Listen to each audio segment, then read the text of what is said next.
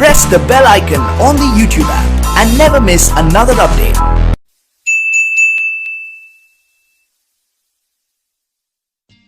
السلام علیکم جی دوستو، تو آپ کی خدمت میں ایک پھر نئی ویڈیو کے ساتھ حاضر ہیں جناب۔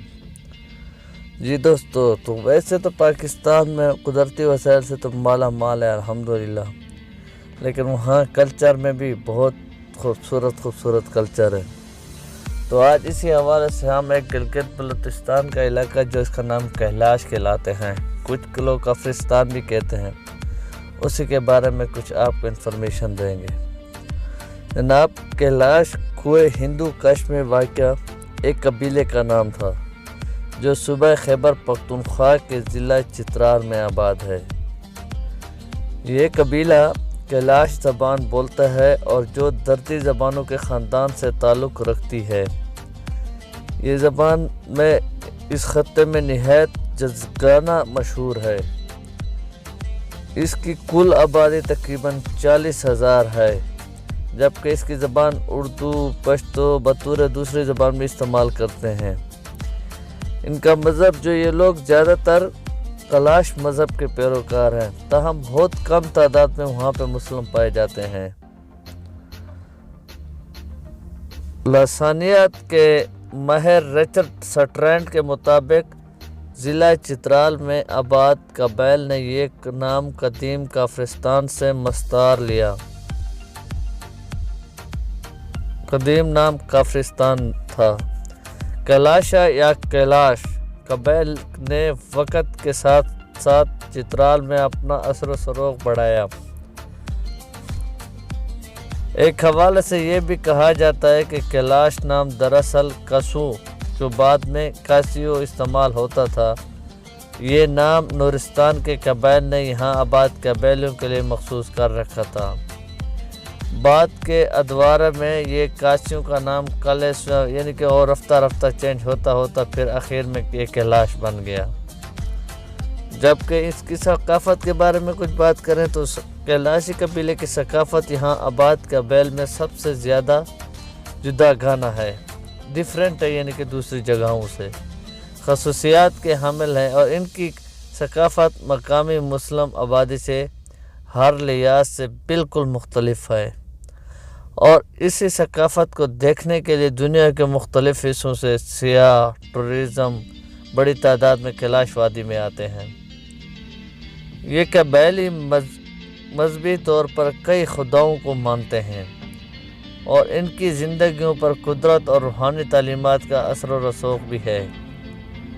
یہاں کے قبائل کی مذہبی روایات کے مطابق قربانی دینے کا رواج عام ہے، جو ان کی 3 وادیوں میں خوشحالی اور امن کی ضمانت سمجھی جاتی ہے۔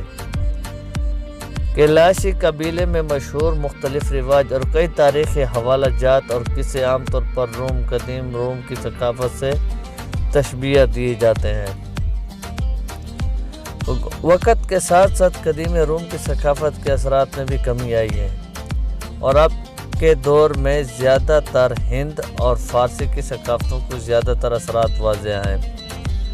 حکومت کی جانب سے قومی ثقافت ورثہ کو وفاقی وزارت تعلیم میں ضم ہونے کے اچھے نتائج آنے لگے۔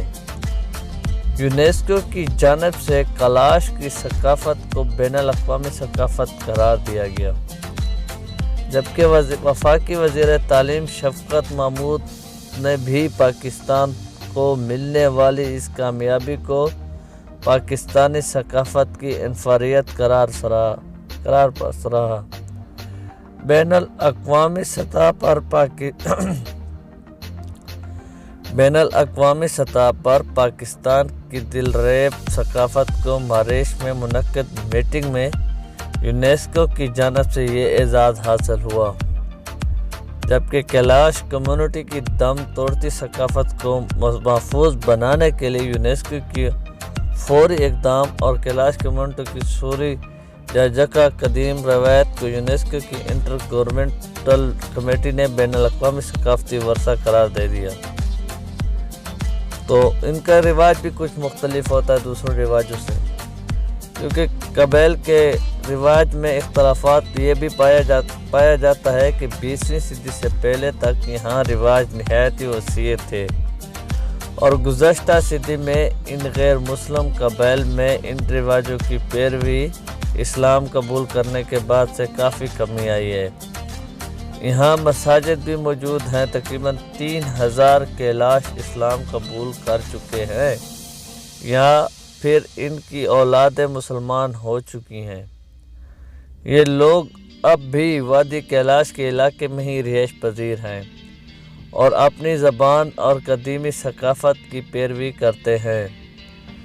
اب ان لوگوں کو شیخ کہا جاتا ہے اور کیلاش قبیلے کی تقریباً نصف آبادی پر مشتمل یہ لوگ اپنا جداگانہ اثر سروغ رکھتے ہیں۔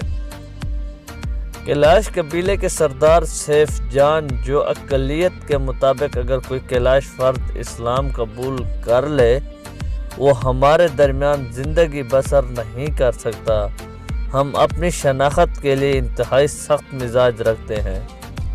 جبکہ کیلاش عورتیں لمبی اور کالی پوشاکیں پہنتی ہیں جو سپیوں اور موتیوں سے سجائی گئی ہوتی ہیں۔ کالے لباس کی وجہ سے یہ چترال میں سیاہ پوش کہلائے جاتے ہیں، جبکہ کیلاش مردوں نے پاکستان میں عام استعمال کا لباس شلوار قمیض اپنا لی ہے اور بچوں میں بھی پاکستانی لباس کا عام طور پر استعمال کیا جاتا ہے، جبکہ پاکستانی معاشرے کے برعکس عورتوں اور مردوں کا سماجی میل ملاپ برا نہیں سمجھا جاتا۔ باشیلانی ایک جدا گاؤں ہے جو عورتوں کے لیے مخصوص ہے۔ یہاں حاملہ عورتیں ہی لازمی رہائش پذیر ہوتی ہیں اور پیدا ہونے والے بچے کو باشیلانی کہا جاتا ہے۔ بچے کی پیدائش کے بعد عورتوں کا پاک ہونا لازم ہے اور ایک رواج بھی عام ہے جس کو اپنانے کے بعد کوئی عورت اپنے شوہر کی طرف واپس جا سکتی ہے۔ مرد بھی اس رواج کا کلیدی حصہ ہوتے ہیں۔ گھر سے فرار ہو کر شادی کا رواج عام ہے اس ایریا میں۔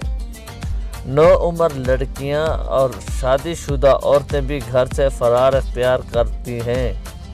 زیادہ تر یہ قبائل اس رویے کو عمومی خیال کرتی ہیں اور اسی صورت میں جشن کے موقع پر قبول کر لیا جاتا ہے۔ کئی مواقعوں پر تو ذیلی قبیلوں میں اس موضوع پر بھی فساد بھی برپا ہو جاتا ہے۔ امن کے قائم ہونے تک تلخی برقرار رہتی ہے اور صلح عام طور پر ثالث کی موجودگی کے بغیر طے نہیں ہوتی۔ صلح کے لیے جو رواج عام ہے اس کے مطابق مرد جس عورت فرار اختیار کرے وہ اس عورت کے خاندان یا پہلے شوہر کو قیمت ادا کرتا ہے۔ یہ قیمت عام طور پر دگنے خرچے کے برابر ہوتا ہے جو اس عورت کا شوہر جو دوسری شادی کرتا ہے وہ عورت کے خاندان والوں کو بھی ادا کرتا ہے، جبکہ اس کے دیکھیں نورستان قبائل اور کیلاش قبائل کے بارے میں یہ حوالہ جات بھی ہے کہ ایم منٹزال وک مذہب کے وسط ایشیا اور ہندو کش میں اثرات اور اسے گرفت ہو بن۔ جی دوستو، تو آج کی ویڈیو تک کے لیے اتنا ہی، نیکسٹ ویڈیو تک دیں اجازت، اللہ حافظ۔